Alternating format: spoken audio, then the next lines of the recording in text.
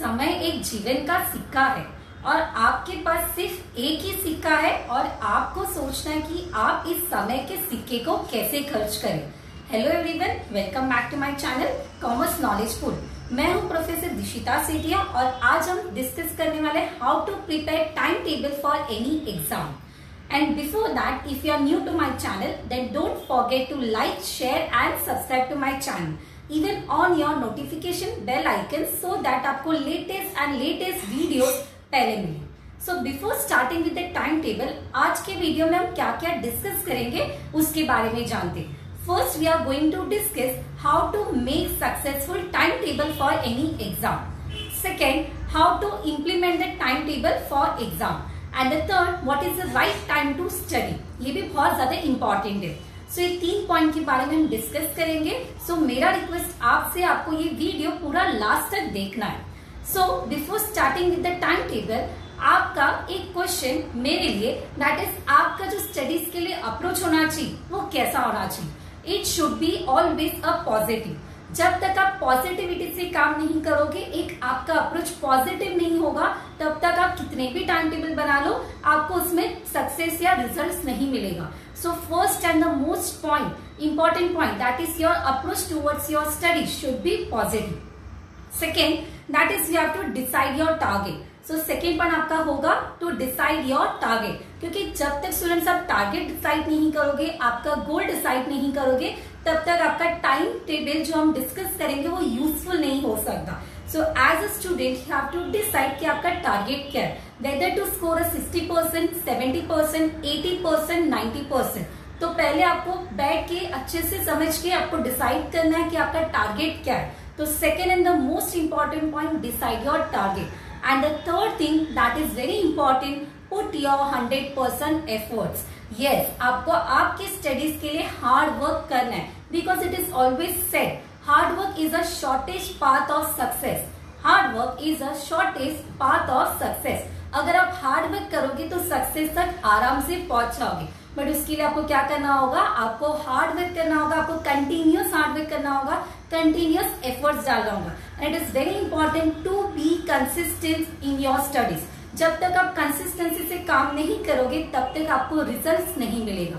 So 3 main important points as a students आपको हमेशा याद रखना है। सो नाउ लेट्स बिगिन कि हम टाइम टेबल को प्रिपेयर कैसे करेंगे। First and the most important point, आपको पहले डिसाइड करना है कि आपके पास कितने सब्जेक्ट्स हैं। So as a student of 10th and 12th standard आपके पास टोटल 6 to 7 सब्जेक्ट्स होते हैं। सो एज अ 6 सब्जेक्ट आपके 12th स्टैंडर्ड में एंड 7 to 6 सब्जेक्ट अगेन आपके 10th स्टैंडर्ड में। तो ये जो टाइम टेबल हम प्रिपेयर करें वो दोनों के लिए यूजफुल होगा, that is for 10th standard as well as for 12th standard. So first आपके पास टोटल 6 सब्जेक्ट्स हैं एंड उसके साथ ही आपको काउंट करना है कि आपके पास कितना टाइम बचा है। So if I calculate enough, अगर रफ कैलकुलेशन अगर हम करेंगे तो 60 days left for your exam, because आपके एग्जाम कब से शुरू हो रहा है, 23 अप्रैल 2021 से शुरू हो रहा है। सो आपके पास रफली 60 days है एग्जाम के लिए। तो पहले आपने क्या कैलकुलेट किया, you calculated your 6 subjects and how many days left for the exam, 60 days left. अभी अगर मैं आपके साथ टाइम टेबल के लिए डिस्कशन कर रही हूँ तो मैं 60 days कंप्लीट नहीं लेने वाली हूँ, I will take only 30 days। अभी आप सोचोगे कि मैम 60 days लेफ्ट है, आप 30 days का टाइम टेबल क्यों दे रहे? बिकॉज एज अ स्टूडेंट्स कभी आपका तबियत ठीक नहीं होगा, कभी बाहर जाने का मूड करेगा, कभी आपके कॉलेज के प्रीलिम्स होंगे, कोई अदर एक्सटर्नल वर्क होगा। सो बेटर हम एज अ कैलकुलेशन 30 days पकड़ के ही चल दे। सो 30 days का मैं आपको आज कैलकुलेशन बताऊंगी। वो 30 days की कैलकुलेशन को अगर आप फॉलो करते हो तो डेफिनेटली आप एक कंसिस्टेंसी से काम कर पाओगे और आपके टारगेट तक आप पहुंच पाओगे। सो पहले हमने क्या डिसाइड किया, you decided your target, you decided your subject and you decided a number of days. अभी आपको क्या डिसाइड करना है, 60 days है, 30 days का हम टाइम टेबल बना रहे हैं। तो 30 days में हमारे पास 6 सब्जेक्ट है। 6 सब्जेक्ट को हम डिवाइड करेंगे 5 day ईच। सो आप 6 सब्जेक्ट को डिवाइड करोगे 5 day ईच, मतलब हर एक सब्जेक्ट को आपको कितना दिन देना है, 5 days देना है। अभी 5 days का कैलकुलेशन, अभी हमने डेज तो डिसाइड कर लिया, अभी आपको टाइम टेबल को इम्प्लीमेंट कैसे करना है। सो 5 days का अगर हम डेज लेंगे तो इस सब्जेक्ट में आपको क्या क्या कवर करना है वो भी बहुत इंपॉर्टेंट है। तो फर्स्ट ऑफ ऑल आपको डिसाइड करना है कि which are the important topics.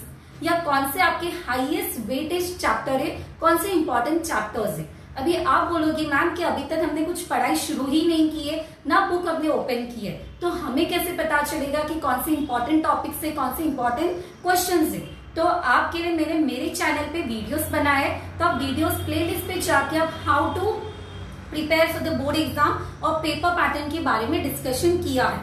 तो पेपर पैटर्न जो आपका वीडियो है उसमें अगर आप जाके देखते हो तो ओसी, एसपी, इकोनॉमिक्स तीनों का आपको paper pattern as well as highest weightage का जो चैप्टर्स है वो मिलेगा।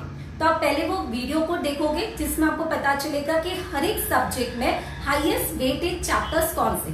तो आप वेटेज चैप्टर्स को निकालोगे तो उससे आपको पता चलेगा कौन से इंपॉर्टेंट चैप्टर्स है। जो इंपॉर्टेंट चैप्टर्स है उसका आपको स्टडीज 2 डेज करना है, ठीक है। You study the important chapters for 2 days और 3 डेज। आपके अकॉर्डिंगली होगा, अगर 3 to 4 चैप्टर्स इंपॉर्टेंट है तो आप 3 दिन ले लो, otherwise you take a 2 days.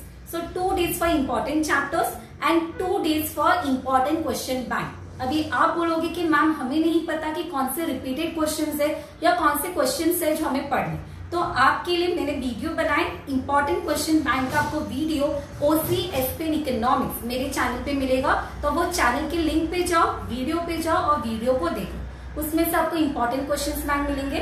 तो फर्स्ट आपने क्या किया, इंपॉर्टेंट चैप्टर्स निकाले, इंपॉर्टेंट क्वेश्चन बैंक निकाला। तो 2 days for important chapters, 2 days for important question bank and remaining 1 day जहां पे आपको मॉर्निंग में आपको क्या करना है, ऑब्जेक्टिव का रिविजन करना है।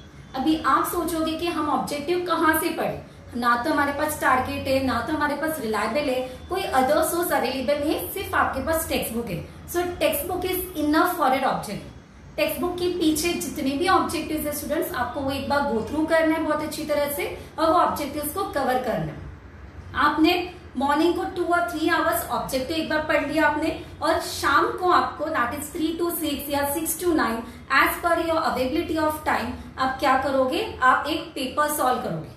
अभी आप बोलोगे कि हमें पेपर कैसे मिलेगा, तो आपके पास जो 2021 का जो डाइजेस्ट है जो मार्केट में आ चुका है, नवनीत का 21 का डाइजेस्ट, जो आप नवनीत के पेपर्स हम बोलते, उसमें से कोई भी एक पेपर लोगे and you will start solving.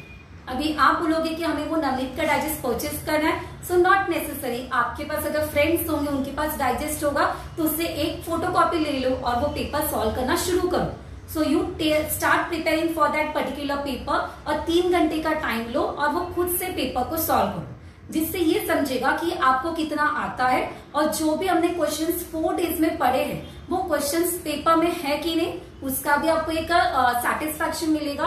And बहुत दिन से आपने लिखा नहीं है स्टूडेंट्स, आपने बहुत दिन से पेन भी हाथ में नहीं लिया है, तो you will get some sort of writing practice. वो पेपर कंप्लीट होने के बाद आपको क्या करना है, वो पेपर को खुद से चेक करना है। उसी टाइम पे आप थोड़ा देर रेस्ट लेके आप वो पेपर को खुद से चेक करोगे, जिससे आपको समझेगा कि हमने जो पढ़ा था वो आपने कितना सही लिखा है। So in this way you can prepare for all your subject. 5 days का कैलकुलेशन लो, अगर 5 डेज से ज्यादा जाता है तो भी हमारे पास इनफ टाइम है, बिकॉज मैंने आपको कैलकुलेशन 1 मंथ का बनाया एंड एग्जाम को अभी तक कितना टाइम है स्टूडेंट्स, 2 मंथ्स का रफली टाइम है। तो अगर आपका एक सब्जेक्ट आगे पीछे जा रहा है तो आप अपने हिसाब से कैलकुलेट करो। And if your maths students, आपको डेली मैथ्स को 2 आवर्स देना है एंड बीके को भी डेली 2 आवर्स देना है। तो इस तरह से अगर आप प्लान करना शुरू करते हो तो definitely you will reach somewhere. But अगर अभी भी आप शुरुआत नहीं कर रहे हो तो it is very loss for your own self, क्योंकि अगर आप अभी तक स्टार्ट नहीं करोगे तो आपके एग्जाम्स आ जाएंगे। सो ये वीडियो का मोटो ही ये था कि आपने कुछ शुरुआत नहीं की होगी तो मेरे गाइडेंस के थ्रू एटलीस्ट आपको कुछ तो स्टार्ट करने का अप्रोच मिलेगा। So I hope you will try this particular trick for your own self. इसमें जो भी चेंजेस है आपके टाइमिंग के हिसाब से आप कर सकते हो।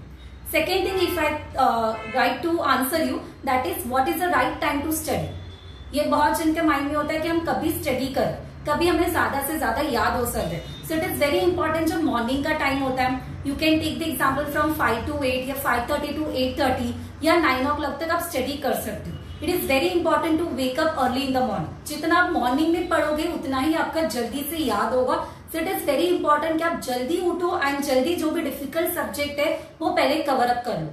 एंड पूरे दिन में आपको बीच बीच में ब्रेक्स लेके 2 आवर्स का एक पर्टिकुलर सब्जेक्ट लो, जिसमें आप 10 मिनट्स 15 मिनट्स का ब्रेक लेके आप पढ़ाई को कंप्लीट कर सकते हो। सो इन होल आपका पूरा टाइम स्टडीज के लिए इन अ डे कितना होना चाहिए, 8 आवर्स का आपका स्टडीज होना चाहिए, जिसमें morning you can take 3 to 4 hours and remaining जो टाइम होगा वो पूरा दिन आप कंप्लीट कर सकते हो। इस तरह से अगर प्रिपेयर करते हो तो definitely you will get some marks for your exam. ऐसा नहीं बोल रही कि आप 100% इसके ऊपर काम कर पाओगे, बट आप अगर ये शुरुआत करोगे तो कहां तक तो पहुंचोगे। It is very important at least to start, at least to take a efforts. So I hope आपको ये समझा होगा, and still if you have any doubt, please do mention in the comment box given below.